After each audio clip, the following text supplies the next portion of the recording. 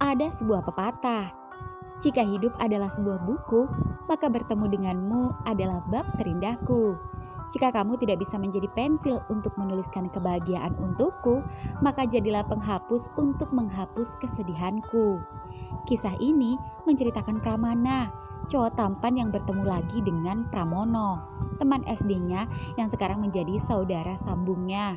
Itu karena setelah kedua orang tuanya berpisah saat kecil dulu, karena ibunya pernah bermain dengan supirnya sendiri, Papa Mana belum menikah lagi, hingga akhirnya menikahi Bituti, janda kampung penjual jamu. Ya, Pramana dan Pramono dulu adalah tetangga di kampung.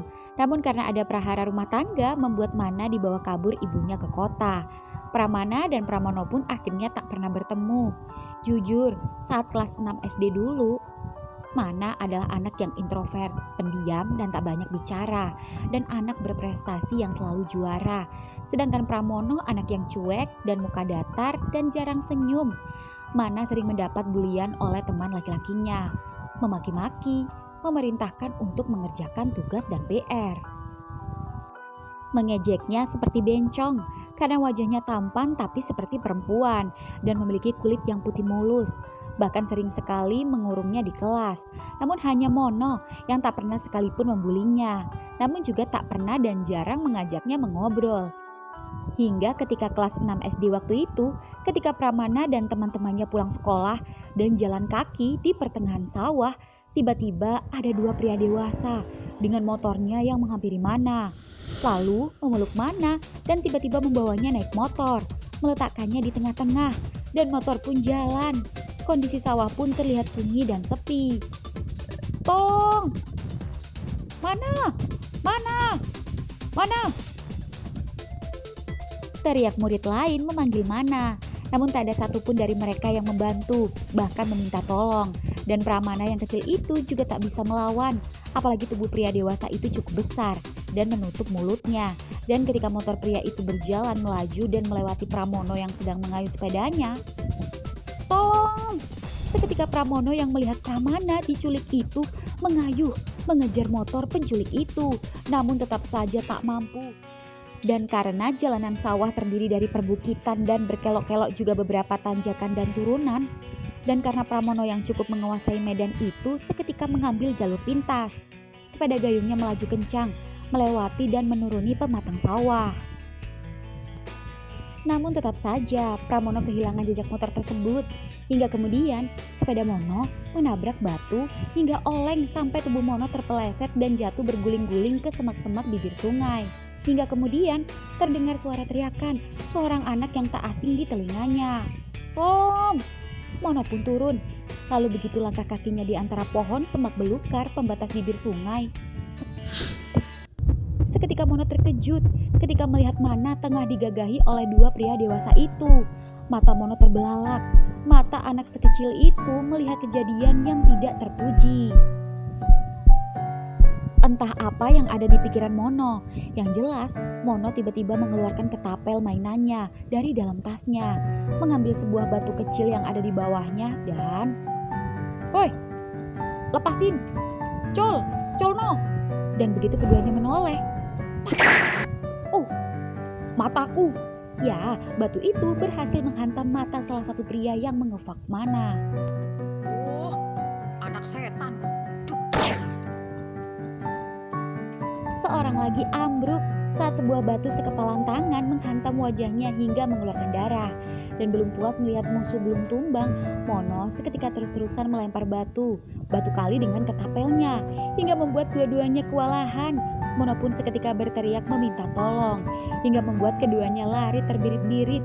Dan begitu kedua pedofil itu kini kabur, Mono seketika buru-buru turun, kemudian menghampiri Mana yang terlihat gemetaran dan menangis. Mono sempat bingung, apalagi saat melihat kedua paha yang sedang mengangkang dengan lubang yang mengeluarkan darah bercampur sedikit kotoran itu. Tak Tak hanya lubangnya yang berdarah, namun juga tangan dan sikunya yang mungkin tak sengaja kegesek bebatuan saat diperlakukan kurang ajar tadi oleh para pedofil itu. Mono pun sempat ragu dan sedikit jijik melihatnya, namun karena tak tega dan kasihan melihat Mana yang menangis dengan tubuh dan kaki gemetar itu, membuat Mono meletakkan tas dan ketapelnya, lalu membopong Mana yang membuat Mana panik. "Au, sakit." "Maaf," ucap Mono saat tak sengaja menyenggol tangan Mana yang terluka, dan Mono hanya diam sembari menatap mata Mana. Keduanya saling menatap hingga kemudian Mono meletakkan tubuh Mana di atas batu di tengah sungai. "Kenapa kamu bawa aku ke sini?" "Bersihin lubangmu sendiri," perintah Mono yang kini duduk di batu yang ada di sebelah Mana. Mencoba untuk mengambil, meraup air dari sungai, namun tangannya sakit karena goresan luka. Dengan tangan gemetaran dan sedikit tubuh membungkuk itu, mau tak mau, Mana pun mencoba untuk membersihkan lukanya. Dan Mono yang melihat Mana lelet, apalagi tak sengaja mengintip darah dan kotoran itu masih tetap menempel dan tak mau mengalir itu, jadi gregetan. Apalagi tubuh Mana yang gemetaran itu hampir berkali-kali hendak jatuh, hingga kemudian set. "Lah, kamu mau apa?" "Ah, kesuwen, kelamaan." Mana pun dibuat terkejut ketika melihat Mono membasuh dan menyeboki Mana. Bahkan meski dengan ekspresi sedikit jijik, namun Mono tetap saja mau melakukannya. Mana melihat mata Mono terlihat serius menatap lubangnya. Lambat laun ekspresi jijik itu menghilang. Mono juga tak mengerti mengapa celananya tiba-tiba sesak. Melihat cewek desa mandi di sungai, dia biasa. Tapi mengapa melihat lubang teman laki-lakinya justru bergejolak? "Maaf, aku hanya mastiin udah bersih. Dan sekarang sudah bersih," ucap Mono yang kini membasuh goresan tangan Mana. "Maaf, merepotkanmu. Suwon yo, Mon." Mono diam, lalu kemudian mengangkat tubuh Mana, lalu membantu memakaikan celananya. Namun ketika baru saja memakaikan sidi, darah Mana kembali menetes di sidinya. "Kok getihmu metu? Darahmu keluar, Man." "Aku gak tahu, sakit. Aku tidak mau papa mama tahu. Aku harus jelasinnya gimana? Gak mungkin aku ke dokter sendiri. Aku gak tahu harus gimana." "Naik." "Hah? Ayo naik." Seketika Mana naik ke punggung Mono, dan Mono pun membopong Mana menaiki jalan di atas sungai. Dan begitu sampai di tempat sepedanya, Mono menurunkan Mana. "Naik, kalau pantatmu sakit, kamu bisa berdiri. Aku akan membawamu ke rumah dulu. Aku akan mengobati lukamu." "Emangnya kamu bisa?" "Naik." Ya, Mana pun menurut dan Mono pun membonceng Mana. Dan Mono tiba-tiba merasakan pegangan tangan Mana yang di pundaknya masih gemetaran. "Kalau kamu gak kuat, sandaran aja, Man." "Apa gak apa-apa?" Mono mengangguk. Mana pun seketika bersandar sembari memeluk Mono. Entah mengapa baru pertama kali ini Mono merasakan sebuah pelukan dari seorang teman. Dan hanya dengan sebuah pelukan sederhana, namun efeknya luar biasa. Entah mengapa rasanya hangat dan nyaman. Dan rasa ini belum pernah ia rasakan. Mana pun juga sama. Entah mengapa tak hanya tubuhnya yang masih gemetar, tapi jantungnya juga berdebar. Mana pun tak pernah merasakan memeluk seorang teman laki-laki. Karena memang teman-teman laki-lakinya tak ada yang mau berteman dengan Mana. Yang ada membuli dan menjauhi.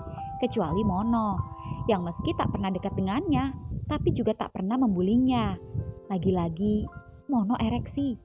Bocah yang dalam masa puber itu kini bertanya-tanya, mengapa Mono bisa tegang dengan Mana? Harusnya ia tegang melihat teman-teman perempuannya. Tapi kenapa pada Mana? Bahkan Mono pernah bermain dengan teman laki-laki yang lain dan dirangkul saat selebrasi menang lomba. Namun tak seereksi rangkulan dan pelukan Pramana saat ini. Entahlah, Mono mencoba untuk mengabaikannya. Hingga tak lama kemudian, keduanya sampai. "Awas, pelan-pelan," ucap Mono saat Mana turun dari sepeda. "Aku bisa jalan, gak perlu digendong." Ucap Mana berjalan meski dengan sedikit mengangkang. Lalu Mono mengikutinya. Masuk aja, gak ada orang. Ibumu kemana? Bukannya harusnya sudah pulang? Iya, tapi lagi ngantar pesanan jamu. Ayo, ayo kemana? Ke kamar? Untuk apa? Aku akan mengobatimu. Mengobati dengan tes. Seketika darah keluar dan merembes melewati paha celana Mana yang membuat Mono panik hingga kemudian Mono berlari dan Mono kembali membopong Mana dan meletakkan tubuh Mana di ranjang kamarnya. Maaf, aku terpaksa membuka celanamu. Kepalaku pusing. Tunggu sebentar. Ya, Mono segera mencuci celana dan sidi Mana dan segera menjemurnya. Lalu buru-buru berlari ke kebun belakang rumah, mengambil lidah buaya, kemudian kembali ke dapur, mengambil kunyit, minyak kelapa, dan beberapa rempah dan bahan-bahan lainnya. Kemudian meramu, serta membuatkan teh jahe hangat. Setelah itu mengambil lap dan air, dan menghampiri Mana. Mon, aku meriang. Ini, minumlah teh jahe dulu. Ya, Mono pun membantu meminumkan teh jahe pada Mana. Setelah itu Mana kembali rebahan. Mon, maaf, aku mengotori spraymu. Darahku mengalir terus. Aku tidak bisa menahannya. Rasanya perih. Bagaimana kalau ibumu tahu? Pasti marah. Jangan beritahu ibumu tentang kejadian ini. Jangan beritahu papa dan mamaku juga. Aku tidak akan memberitahu pada siapapun. Ucap Mono dengan wajah datar, lalu membuka paha Mana. Kamu mau apa? Mau ngobatimu? Aku sudah membuatkan ramuan. Ramuan apa? Aduh, tanya Mana mengadu saat Mono mengelap lubangnya dengan air hangat. Aku sering membantu ibu membuat jamu, termasuk ramuan-ramuan oles untuk berbagai macam penyakit. Aku juga pernah membantu ibu membuat ramuan untuk wasir, ambeien, luka pada bagian belakang, biasanya untuk ibu-ibu setelah melahirkan, juga bapak-bapak yang biasanya ambeien karena duduk terlalu lama, dan masih banyak yang lain. Ya tapi meskipun ini beda, tapi semoga saja bisa membantu mengobatinya. Maaf, aku harus mengoleskannya. Terima kasih. Aduh, cekit-cekit.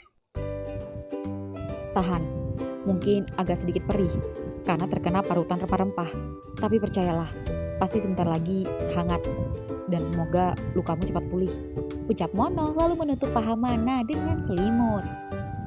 Terima kasih ya Mon. Ucap Mana tersenyum, namun Mono tetap datar. Kemudian pergi ke belakang.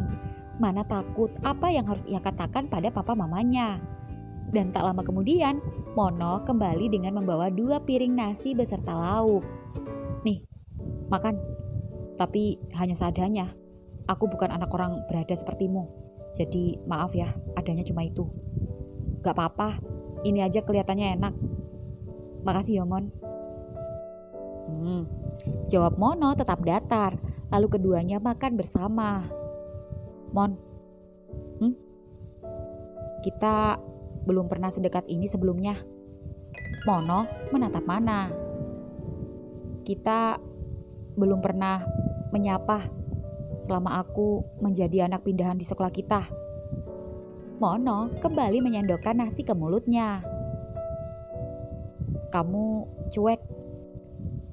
Beda Ruliani.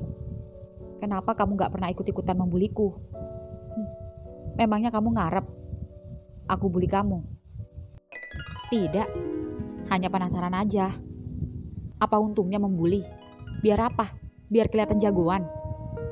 Aku sering melihat mereka membuli pada selain aku, tapi aku tak pernah melihat mereka sekalipun membulimu.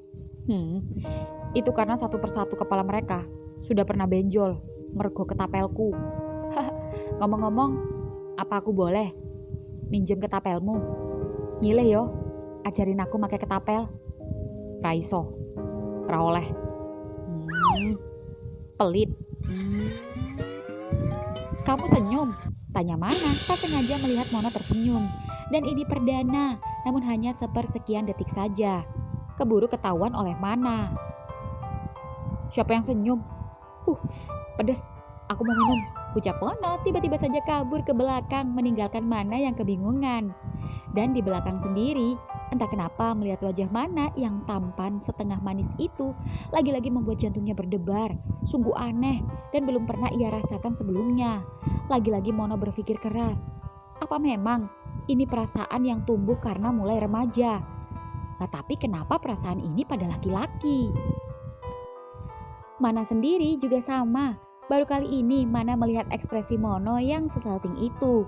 Dan itu entah mengapa membuat Mana jadi suka. Rasanya seperti jatuh cinta. Eits, cinta? Apa iya? Dia kan laki-laki. Tapi kenapa begitu melihat senyum Mono, rasanya sesenang ini, sebahagia ini, senyaman dan setenang ini. Perasaan macam apa ini? Aneh. Apalagi senyumnya begitu langka dan tak semua orang bisa melihatnya. Sekalipun murid tercantik di kelas pun belum pernah dan tak mampu mengukir senyumnya. Lagi-lagi Mana berpikir, masa laki-laki suka sama laki-laki? Dan lagi-lagi senyum Mana berganti sedih saat mengingat kejadian di sungai tadi. Mengapa harus menimpanya? Mengapa bisa laki-laki melecehkannya?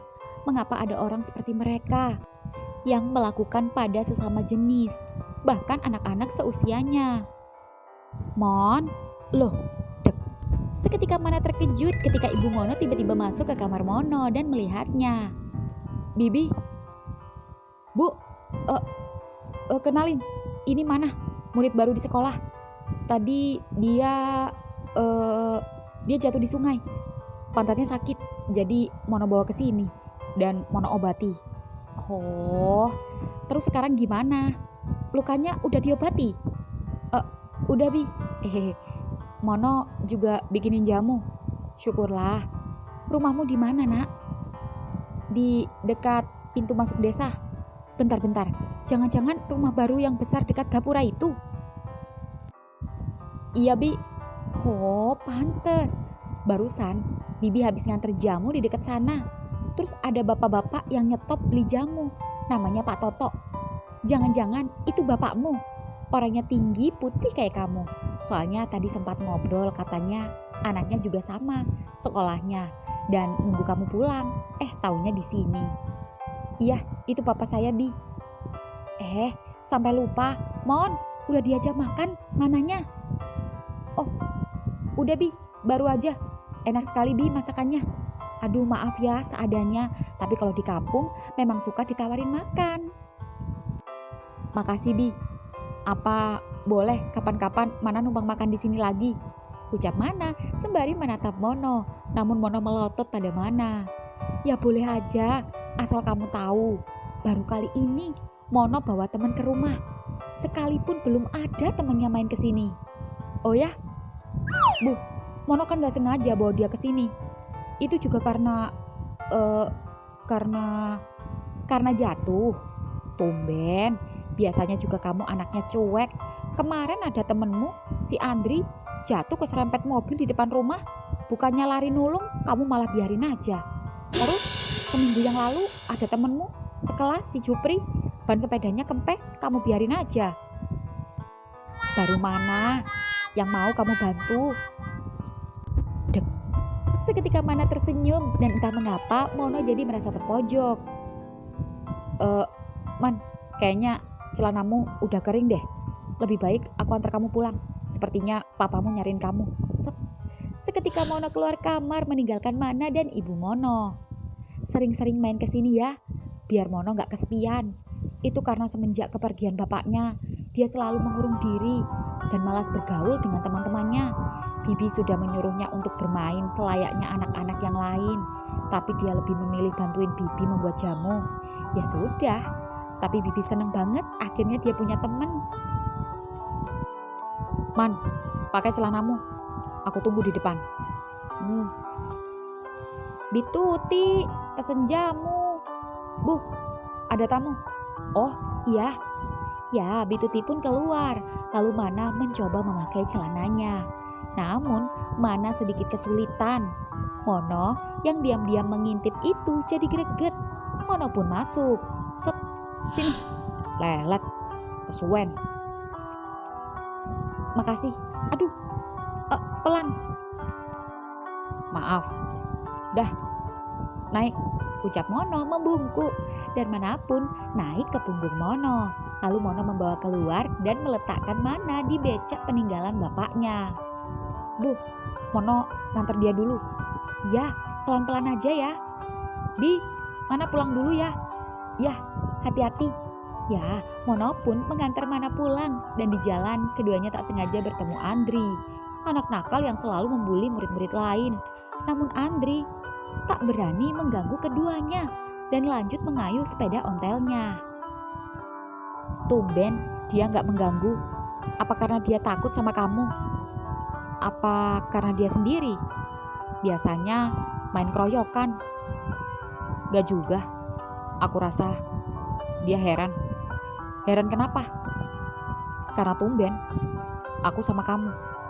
Oh, makasih ya. Udah berapa kali kamu bilang?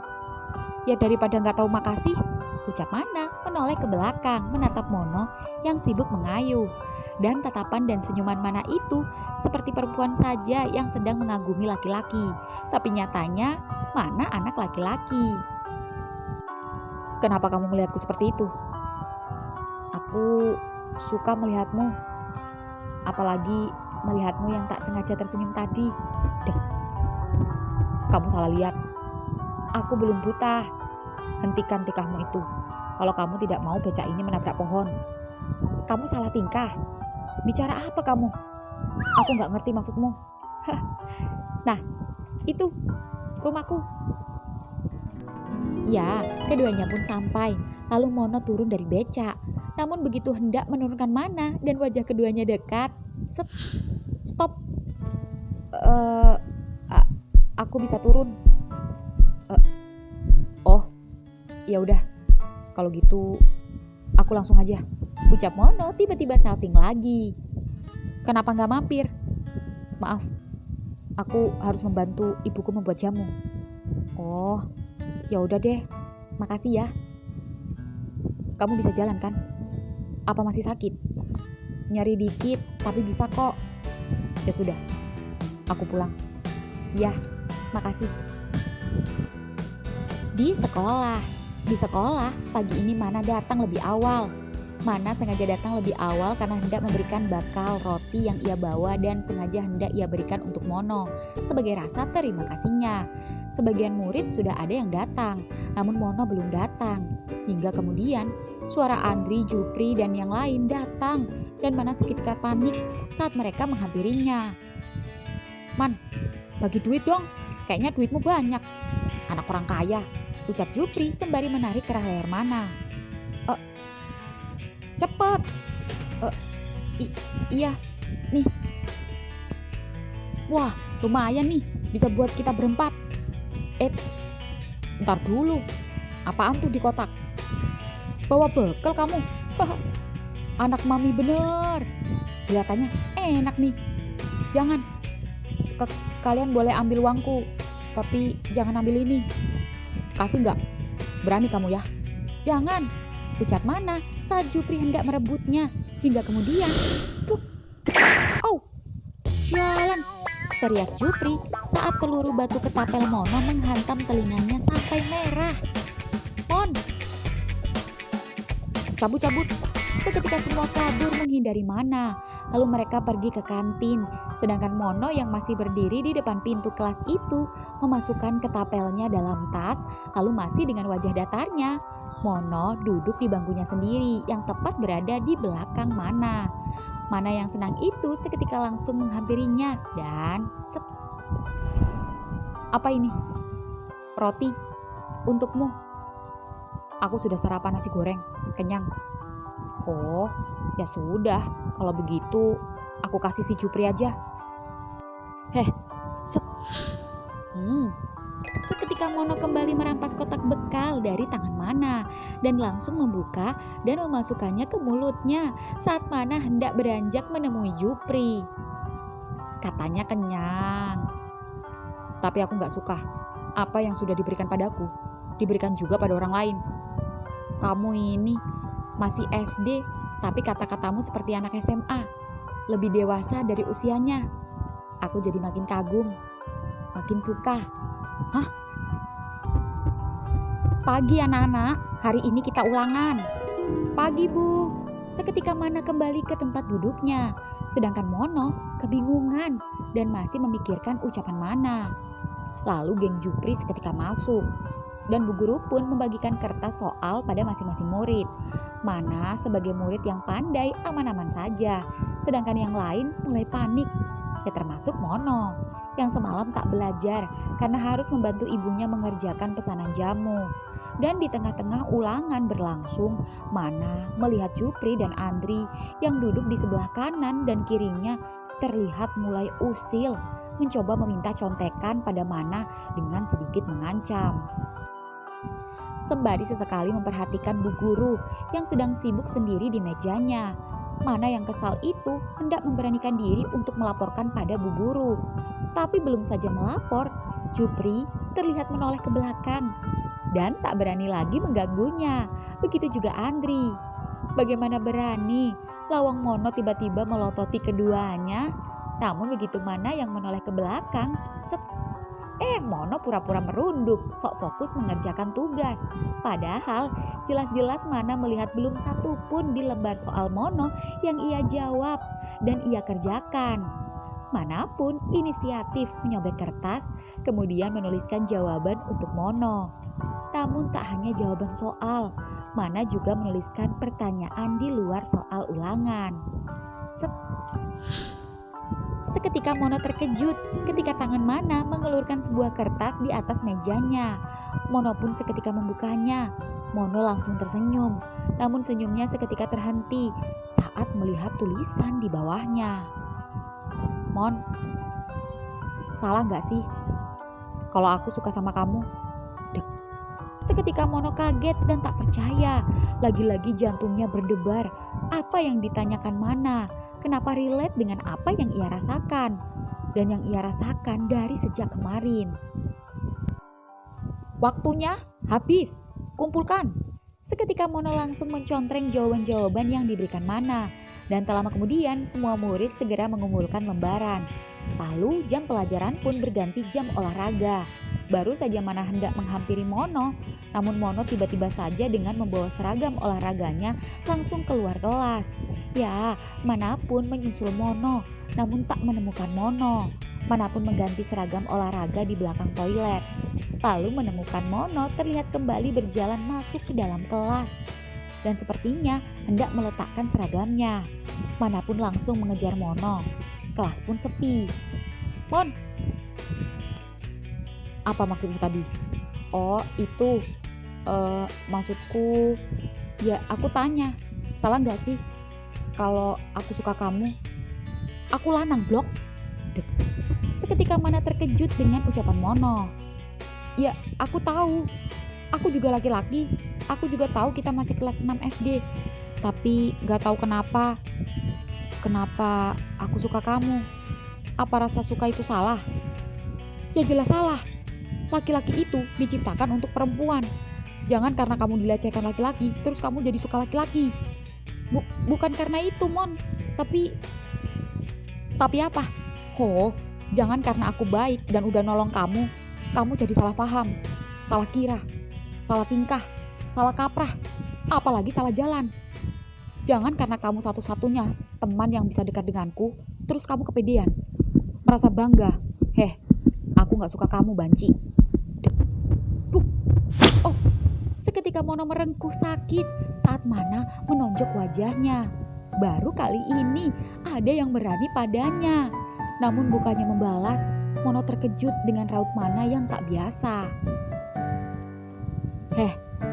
Dengar, kalau kamu memang tidak ikhlas menolongku, kenapa tidak kamu biarkan saja, Sekalipun aku mati di tangan mereka, peduli apa kamu? Bukankah ibumu bilang kamu anak yang cuek? Lantas kenapa kamu menolongku kalau terpaksa? Dan masalah suka, aku hanya bertanya, salahkah jika aku menyukaimu? Aku juga hanya tanya, apa kamu merasakan juga apa yang aku rasakan? Kalau memang tidak, ya cukup jawab tidak, tanpa harus mengatai ku banci. Aku bukan banci ya. Jangan karena aku tak mampu melawan mereka yang membuliku, kamu ngatain aku banci. Aku gak ngondek. Hanya karena kulitku lebih putih dan lebih mulus dari kalian, kalian mengataiku banci, rasis.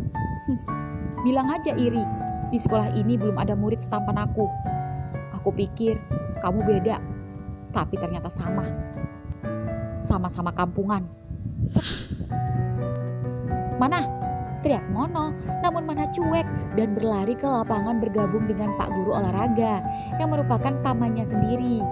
Dan namun, begitu baru masuk, sepuk, au, sebuah bola mengenai pantat dan punggung Mana yang membuat Mana sempat terdiam. Lalu tiba-tiba membungkuk sembari memegangi bokongnya. Mono yang mengetahui kesakitan Mana setelah kejadian kemarin itu segera menghampiri Mana. Mana? Teriak Mono berlari menghampiri, namun Pak Guru Olahraga juga menghampirinya. Mana? Kamu gak apa-apa? Kata bapakmu, kamu habis jatuh. Lebih baik jangan ikut olahraga dulu. Pak, saya boleh izin, kepala saya sakit. Ya elah, dasar banci, baru ketendang pantat sama bola aja pusing, alay. Teriak Jupri dan yang lain, namun Mana tetap diam. Mana? Aku antar pulang ya, ucap Mono tiba-tiba menghampiri yang membuat yang lain heran. Gak perlu. Paman telepon papamu saja. Yang lain, lari lapangan 5 putaran. Ya, semua murid pun mengelilingi lapangan. Mono pun melihat Mana diantar oleh guru olahraga ke depan. Entah mengapa Mono merasa menyesal atas ucapannya. Singkat cerita, sore kemudian Mono yang penasaran itu kini mencoba berkunjung ke rumah Mana, sembari mengantar pesanan jamu yang tepat di sebelah rumah Mana. Tak hanya mengantar jamu, tapi juga hendak membawa ketapel untuk Mana, karena sebelumnya Mana hendak meminjamnya dan meminta untuk mengajarinya bermain ketapel. Namun, baru saja membuka tasnya, ketapelnya hilang. Kemana ketapelnya? Atau jatuh? Entahlah. Mono yang tak sabar bertemu Mana itu mengayuh sepeda ontelnya, dan tak lama kemudian Mono pun sampai. Permisi Bude, nganter jamu. Oh iya Le, tumben kok gak ibumu yang nganter. Ibu, ada tamu Bude. Oh pantes, nih duitnya. Makasih Bude, saya mau mampir ke rumahnya Mana. Oh, Mana tadi kayaknya keluar sama mamanya, baru aja. Oh gitu, pantas sepi. Ya udah, Mono langsung pulang aja. Ya Le.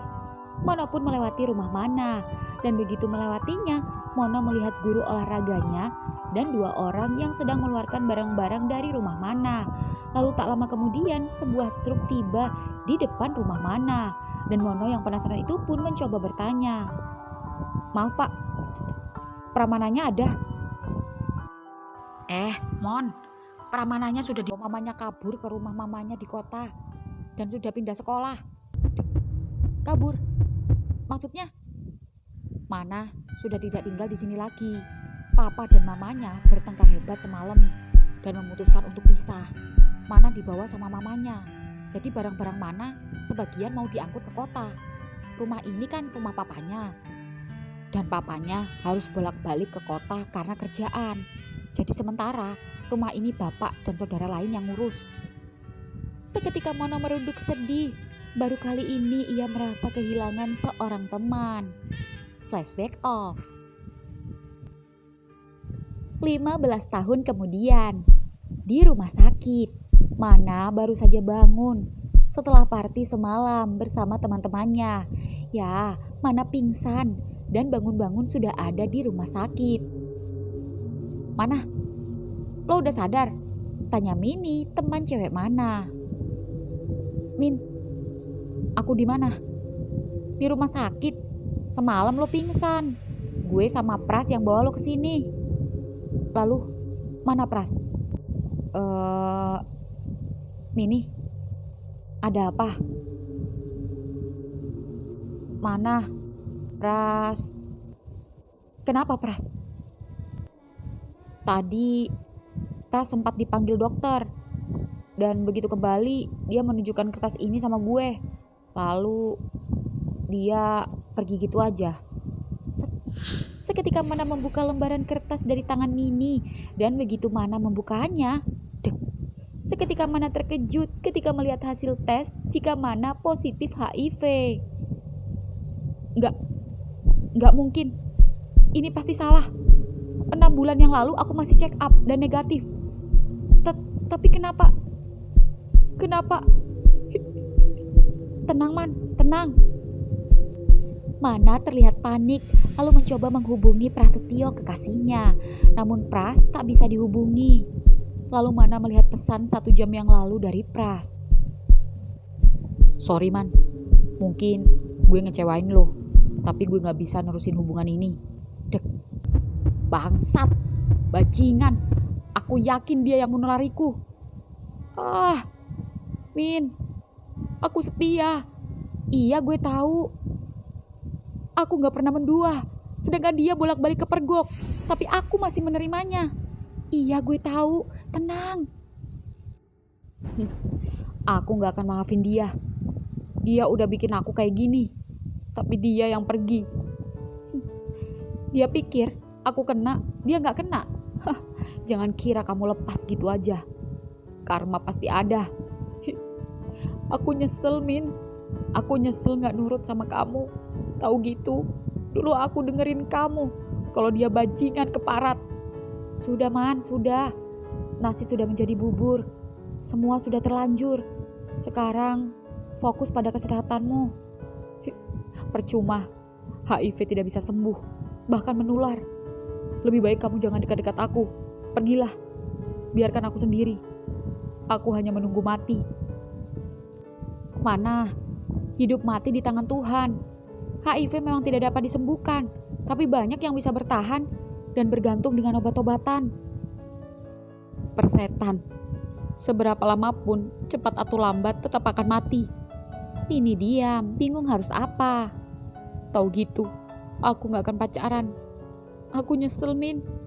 Kenapa aku menyukai laki-laki? Kenapa nasibku selalu apes? Kenapa dari kecil aku selalu sial? Dilecehkan oleh laki-laki, ditolak oleh cinta pertamaku, dan sekarang, ya Allah, ampuni hamba-Mu ini. Apakah masih ada ampunan untuk hamba-Mu yang penuh dosa ini? Terima kasih ya Allah, mungkin dengan sakitku ini, sebagai pengingat, agar aku tidak melupakan-Mu. Aku ikhlas, aku rela jika ini memang hukuman dari-Mu. Semoga ini bisa menjadi penggugur dosaku. Seketika Mini sahabatnya tiba-tiba saja menangis. Cewek cantik berambut pendek dan sedikit tomboy itu terenyuh. Min, maafin aku ya. Kok jadi kamu yang nangis? Tumben, cewek tomboy nangis. Cantik juga kamu kalau nangis. Gue sedih tahu. Makasih ya, Min. Mungkin setelah ini kita gak akan bisa bersama lagi. Lo jangan mati dulu. Katanya lo pengen lihat gue punya cowok. Gimana mau punya cowok? Galak, rambut pendek. Padahal kamu tuh cantik loh. Ke salon kek, pakai make up, pakai dress kayak cewek-cewek yang anggunli, feminim. Jangan pakai kolor bapakmu. Padahal anak orang kaya. Males. 1 minggu kemudian, di apartemen Mana kini tengah sibuk membereskan barang-barangnya. Ya, selama ini Mana tinggal di apartemen setelah kabur dari rumah mamanya setelah ia jujur ia menyukai laki-laki dan akhirnya mengusirnya. Ya, bagaimana mamanya tak menerimanya, sedangkan Mana saja tetap menganggapnya seorang ibu dan memilih tinggal bersamanya, sekalipun Mana tahu ibunya berselingkuh dengan supirnya. Ya, meskipun sekarang mamanya sudah menikah dengan papa barunya, namun bukannya merangkul, papa barunya justru mendukung mamanya untuk mengusirnya karena tak sudi memiliki anak sepertinya. Mana menyesal selama ini telah salah paham pada papa kandungnya. Ya, besok adalah hari pertama bulan Ramadan, bulan penuh berkah. dibukakan pintu taubat dan Mana sudah berniat bersungguh-sungguh bertobat memperbaiki diri. Ya, Mana akan pulang kampung menemui papanya, memutuskan akan menjalani hari-harinya di kampung. Semoga Mana bisa bertemu kembali dengan Mono, teman kecilnya yang sempat menjadi cinta pertamanya. Ya, Mana membuka selorokan laci, mengambil benda keramatnya, benda bersejarah untuknya yang selalu ia simpan dengan rapi. Ya, benda itu adalah ketapel yang sempat ia curi saat olahraga dan terakhir kalinya ia bertemu Mono, sebelum akhirnya keduanya berpisah. 2 hari kemudian, ya, hari ini awal bulan Ramadan. Mobil Mana mulai melewati sebuah jalanan perkampungan yang rindang. Suasana kampung tak ada yang berubah, masih banyak pepohonan tinggi di kanan dan kiri jalan. Hanya jalan masuk desa saja yang sudah diaspal, itu pun masih belum merata. Dan di pinggir jalan sendiri, mobilnya mulai melewati banyaknya kendaraan lalu lalang yang ternyata ada bazar makanan. Ya, menjelang maghrib, orang-orang di kampung berburu jajanan takjil yang dijajakan pedagang musiman setiap bulan Ramadan. Mana sendiri masih mengingat rumahnya, karena rumahnya tepat di dekat gapura jalan masuk perkampungan. Ya, mobil manapun masuk dan begitu masuk gapura, beberapa orang memperhatikannya. Dan begitu mobilnya masuk ke pekarangan rumahnya, seorang wanita keluar dari rumahnya. "Maaf, siapa ya?" "Saya anak Pak Toto." "Oh, anak almarhum Pak Toto." "Dek, mana? Kamu mana, Le?" "Bude," teriak Mana saat ingat dan menyapa tetangganya yang dulu yang suka langganan jamu Mono. "Man, kamu kemana aja, Le? Ketika papamu gak ada, kenapa kamu gak pulang? Jadi bapak..." "Sudah setahun yang lalu, Le." Bude pun menceritakan semuanya pada Mana. Seketika Mana lemas. Dan yang lebih membuat Mana terkejut ketika mendengar jika papanya menikahi ibu Mono. Dan keduanya telah meninggal karena kecelakaan mobil. Dan lebih sedih lagi ketika pamannya yang seorang guru olahraga itu menguasai rumahnya dan tak rela rumah itu jatuh ke tangan Mono. Dan bibinya memaksa untuk menjual rumah itu untuk membayar ganti rugi akibat istri pamannya yang membawa kabur uang arisan ibu-ibu. Dan kini keduanya memilih kabur dan pindah ke kota. Sudah maghrib. Ayo ke rumah bibi dulu. Puasa toh, kita buka puasa di rumah. Malam hari kemudian, ya malam ini, seorang cowok tampan memakai kopiah dan sarung kini sedang berjalan sendirian menuju rumahnya. Setelah selesai sholat tarawih, siapa lagi kalau bukan Mono. Cowok tampan idaman gadis sekampung itu kini berjalan sendiri di tengah remang jalan. Karena penerangan menuju rumahnya masih minim. Jarak antara rumah Mono dengan rumah yang lain cukup jauh, sekitar 100 sampai 200 meteran. Di mana di kiri dan kanan jalan ditumbuhi pohon bambu. Suasana malam tampak sepi, tak ada satupun orang yang lewat. Dan beberapa ratus meter lagi Mono sampai. Namun entah mengapa Mono merasakan seperti ada yang mengikutinya. Itu seperti dari suara langkah kaki yang menginjak dedaunan kering. Mono sempat berhenti dan menoleh, namun tak ada siapapun. Mono merinding, lalu membatin dalam hati. Gak ada siapa-siapa. Masa demit?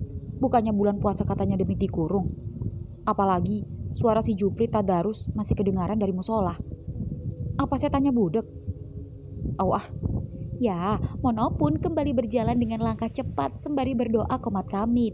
Dan begitu langkah kakinya sampai di halaman rumahnya, pluk. Oh, siapa? Seketika sebuah batu kerikil menimpuk bokongnya yang membuat Mono kesal. Hingga kemudian, "Aku," ucap Mana keluar dari balik pohon bambu sembari menyembunyikan ketapelnya. "Siapa kamu?" "Maling. Kamu mau nyolong ya?" "Iya, aku mau nyolong hatimu." Kamu mau apa?" Mon, tunggu dulu. Ini aku," ucap Mana saat Mono hendak mengambil kayu dan akan menyerangnya. "Kamu siapa? Kamu lupa sama aku?" "Sopo?" Tambah ganteng aja kamu, Mon. Wis lali tah. Iyo sopo. Seketika Mono shock saat cowok itu menunjukkan ketapelnya yang sempat hilang dulu. Pramana? Ini kamu mana? Iya, Pramana yang pernah kamu cebokin di kali. Mana? Pangling aku. Aku kangen sama kamu. Loh. Seketika Mana terkejut saat ketapel di tangannya jatuh. Saat Mono memeluknya erat-erat, rasa yang dulu hilang kini muncul kembali. Wah, bahaya. Hingga kemudian suara kemerincing sepeda ontel tiba-tiba saja terdengar. Mon, astagfirullah. Pri, jangan salah paham dulu. Masih ingat dia? Sopo, Mon? Ucap Cupri garuk-garuk kepala dan terlihat bingung dan tak mengenali Mana. Sedangkan Mana masih mengingat betul pada Cupri yang wajahnya begitu-begitu saja. Itu karena wajah Cupri tak berubah. Mono tiba-tiba panik ketika melihat Mana tiba-tiba mengambil ketapelnya yang jatuh, lalu mengambil kerikil di tanah dan rasain pembalasanku. Loh, aduh, manukku. Woi, asu. Wani we karo aku, ha? Wani? Ya, Cupri pun turun dari sepedanya hingga kemudian. Pri, iki Pramana.